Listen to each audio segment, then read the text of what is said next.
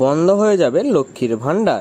ভোটের আবহে জনপ্রিয় প্রকল্প নিয়ে বড় আপডেট উঠে এলো। লক্ষ্মীর ভান্ডার প্রকল্প নিয়ে বড় আপডেট। বাংলা জনপ্রিয় স্কিম নিয়ে গুরুত্বপূর্ণ সম্পাদিক খবর এইমাত্র উঠে এলো। মানা যাবে না এই নিয়ম, না হলেই বন্ধ হয়ে যাবে লক্ষ্মীর ভান্ডার স্কিম। এই প্রকল্পে আর টাকা ঢুকবে না লক্ষ্মীর ভান্ডার প্রকল্পে।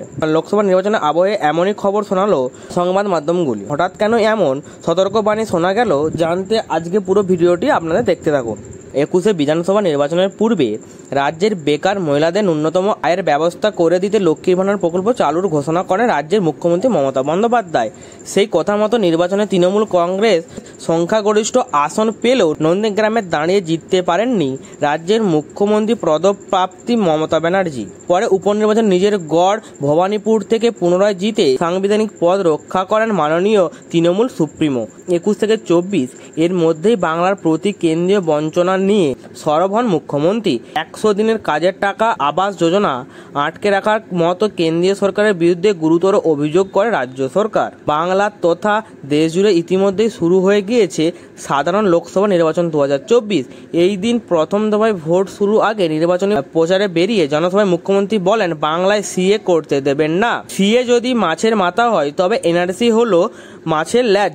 এদিন বিরোধীদের বিদ্ধ করতে গিয়ে মুখ্যমন্ত্রী আরও বলেন, বাংলায় এনআরসি হলে আপনি বাংলাদেশি হয়ে যাবেন, তখন আর লক্ষ্মীর ভান্ডার পাবেন না, না হলে আপনাদেরও ডিটেনশন ক্যাম্পে পাঠিয়ে দেবে। বলা বাহুল্য, লক্ষ্মীর ভান্ডার প্রকল্প রাজ্যের জনপ্রিয়তা শিখরে ছুঁয়েছে। এমনকি বাংলার এই প্রকল্পকে নিয়ে নাকি অনুসরণ করছে অন্যান্য রাজ্যগুলি।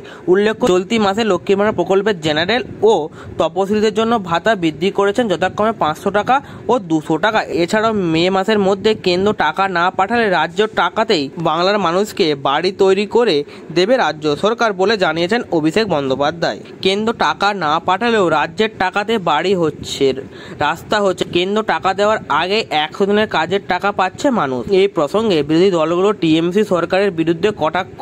এত যখন উন্নতি হয়েছে তবে কেন দুয়ারে দুয়ারে গিয়ে ভোট চাইতে হচ্ছে সরকারকে? 19 লোকসভা নির্বাচনের প্রচারে 42 আসনের প্রার্থী ঘোষণা করেছিলেন মুখ্যমন্ত্রী মমতা ব্যানার্জি। এমনকি 21 বিধানসভায়ও 42 লোকসভা নির্বাচনের প্রচারে সভায় মুখ্যমন্ত্রী নিজেই বলেন, আমার মুখটি মনে করে ভোট বাক্সে ভোটটি দেবেন তৃণমূল প্রার্থীতে। তবে দুর্নীতি প্রমাণিত হলে আমি কেন দায় নেব না বলে তীব্র কটাক্ষ বিরোধী দলগুলো। তো বন্ধুরা, এই ছিল আজকের আপডেট। ভিডিওটি যদি ভালো লাগে তাহলে চ্যানেলটিকে অবশ্যই সাবস্ক্রাইব করে দেবেন এবং লাইকও করে দেবেন।